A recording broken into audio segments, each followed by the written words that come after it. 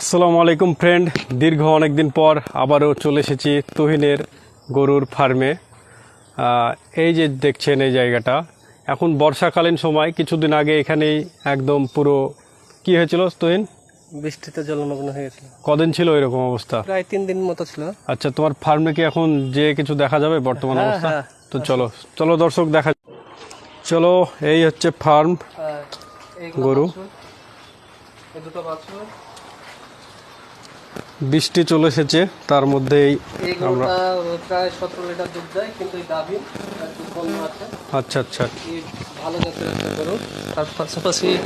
তার পাশাপাশি এটা একটা ষাট, মানে কেবল 1 বছর বয়স হলো। এর 1 বছর বয়স হলো। এটা বকন, একে বীজ দেওয়া হয়েছে, এও ভালো জাতের। আর সব থেকে বড় তো আমার ষাট, একে দিয়েই বীজ দেওয়া হয়েছে। হ্যাঁ, ক্যাম্বেল বলা যায়, বিদেশি গরু এটা। হলিস্টান। আর তার পাশাপাশি এই গরুটা দুধ দেয়। এইমাত্র এই গাইটা মানে দুহানো হলো। কতটুকু হলো? এর এখন 6 লিটার মতো। মানে 2 টাইম মিলে প্রায় 15 লিটার দুধ দেয়। আচ্ছা, আর তার পাশে এটাও গাভীন।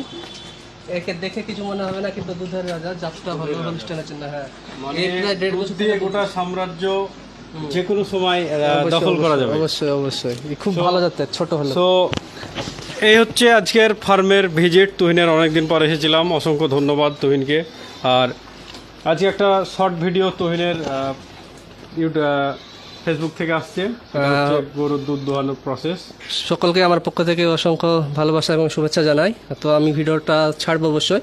যদি তোমাদের বা আপনাদের ভালো লাগে থাকে তাহলে অবশ্যই লাইক, কমেন্ট, শেয়ার করে দিন। আর এই ভিডিওটি ভালো লাগলে আর তার পাশাপাশি যেটা থাকবেন, এখন শুটিং হলো সেই ভিডিওটাও পাশে থাকবেন, দেখবেন। ভালো লাগলে লাইক, কমেন্ট, শেয়ার অবশ্যই করে দেবেন। আর কেউ যদি ফার্মিং করতে উৎসাহ হন তাহলে আমার সঙ্গে যোগাযোগ করবেন। আমি যতটা পারবো আমার অভিজ্ঞতা আপনাদের সঙ্গে শেয়ার করব ইনশাআল্লাহ। ধন্যবাদ।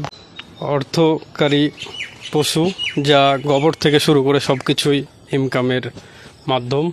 সো ভিডিওটি আজকে এই পর্যন্তই। সকলকে ধন্যবাদ।